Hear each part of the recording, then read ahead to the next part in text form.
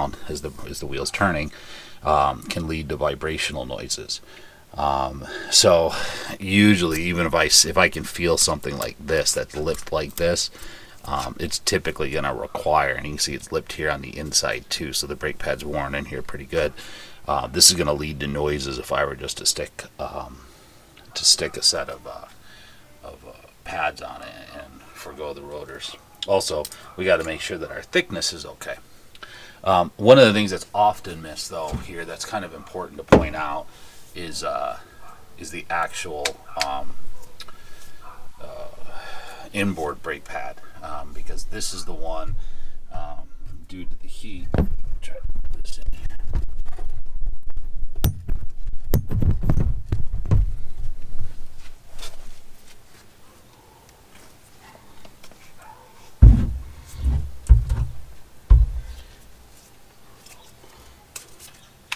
Okay, so this one's a little bit tougher to read, but I'm going to try to stick a light up in here so you can see. So the inboard pad, you'll see we got this wire coming out. That's our wear sensor that I showed you. And then we're going to try to get in here and measure that inboard brake pad. And we can take a look when we get it out, but see, we can kind of slide this down in here, and I can tell you that 3 is barely fitting in there, so this one's probably worn down about 1 millimeter less. Just a kind of, I guess you want to call it a pro tip or whatever, you definitely want to check inboard brake pads to make sure where the wear is. I can tell you we've had a lot of cars that technicians have taken a look at the outside brake pad only, and the car's left only to have the customer get 500 miles down the road, and the brake pad warning light go off after we've told, nope, looks good, the outboard hasn't worn. That may be due to, again, the heat in the inside. These are floating calipers in this case, so it could be that maybe we have a seized caliper that's kind of sticking. Could be related to a bunch of things, which is a whole other lesson in itself, but at least we know how to set up for doing the measurements here. Okay, so that's all done, right? The next thing that we need to talk about is going to be the run out of this rotor. So let's grab our dial indicator here and see if we can't mount that up here. So on this guy, a bunch of different styles of these types of dial indicators that are out there. Some are magnetic, which sometimes can be an advantage or disadvantage depending on what we're doing. And then we have the style that I have. So I'm going to show you first. So the first thing I need to do is I need to mount up my specialized vice grip application, right, which just makes it so that we can pinch it onto something. So one of the things with this is we want to make sure that we're on a fixed point, meaning a point that doesn't move on the car.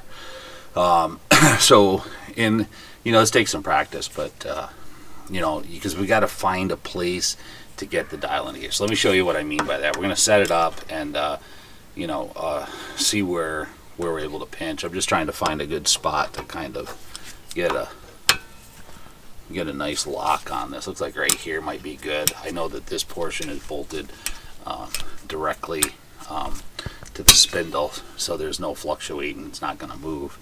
And then we're going to take out our snake that you might remember. It's all loosey-goosey right now, and we're going to thread that in here.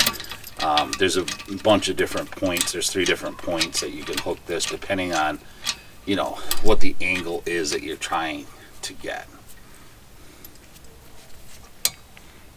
Okay, so we got that up there, but it's not going to do us much good like this. So remember, we've got this nut here that will kind of start taking the tension out of the cable, so I'm just going to thread that down a little bit so that it's not just flopping all over, and then starting to get some tension on it now.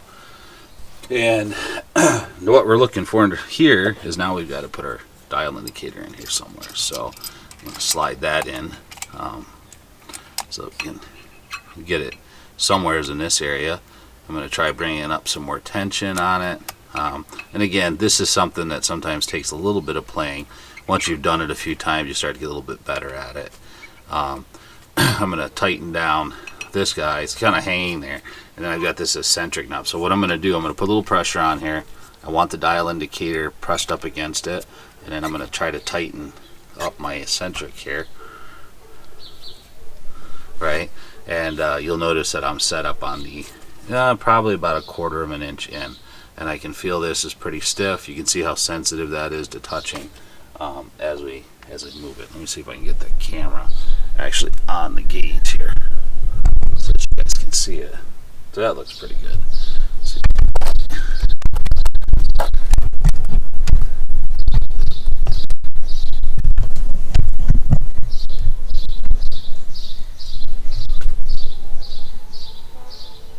Okay, so there's our dial indicator.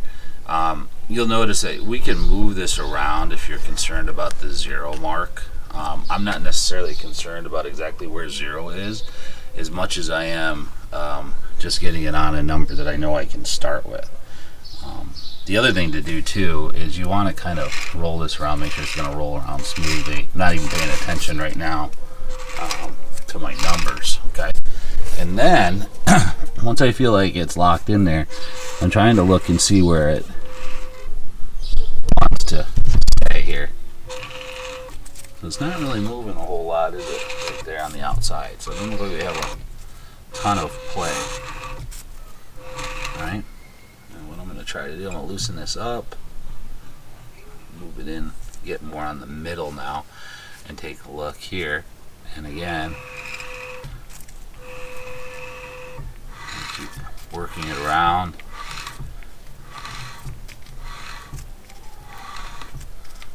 Looks like we're going between 1 and 2 lines, and what you might remember is that's representing almost 2/1000ths of an inch.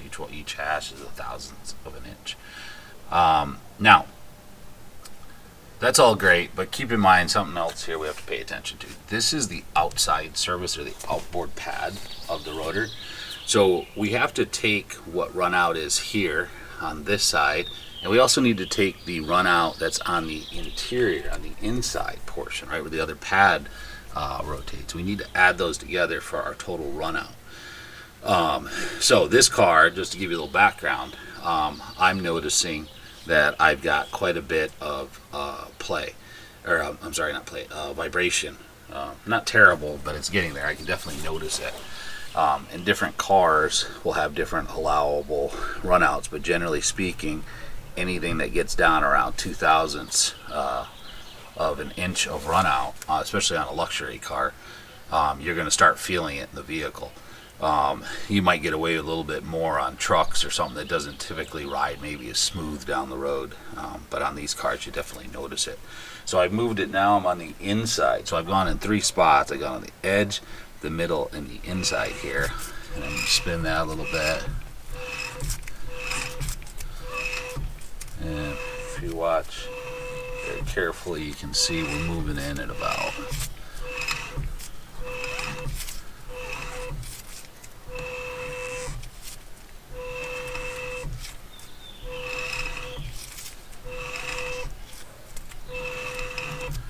maybe 1/1000th of an inch there on the inside. So we're gonna take we're gonna have to take off the brake pad, or the caliper, right? And when we take off the caliper, then we'll be able to get a better access to the inside. It'd be a little bit difficult because there's a dust shield there on the inside right now. So once I take that off, we'll go on the inside of it and see what we can do, and then we get an actual measurement of it. And we'll also get a better look at that inboard pad once we get it kind of disassembled. But that should give you a pretty good start as to how the dial indicator works, and how you take those measurements. So now that you've learned how to use the tools, this is how you actually apply it. Couple of just 2 other things that I'm thinking of. It's funny with automotive, you can keep going on. There's also a method here where we could hook this up to the hub and we can wiggle this back and forth and check for the play that's in the wheel bearings themselves. And that's kind of a good thing too, especially when you start out, so that you don't over tighten it or leave it too loose, because there's a happy spot for it, so that those bearings don't burn up. The other thing that someone might be noticing on here is, well, you don't have any lug nuts, so what's holding the rotor from just moving and giving us a deviation? Well, on this particular rotor, it actually has a set screw that holds the rotor against the hub, so we don't have to worry about it playing around. Some cars don't have a set screw, and in those cases you are going to want to put something on there that pushes the rotor flush against the hub, to be able to do that measurement accurately. Okay, so anyways, let me get going. I'm going to take a few of these pieces apart, and we'll pick up from there.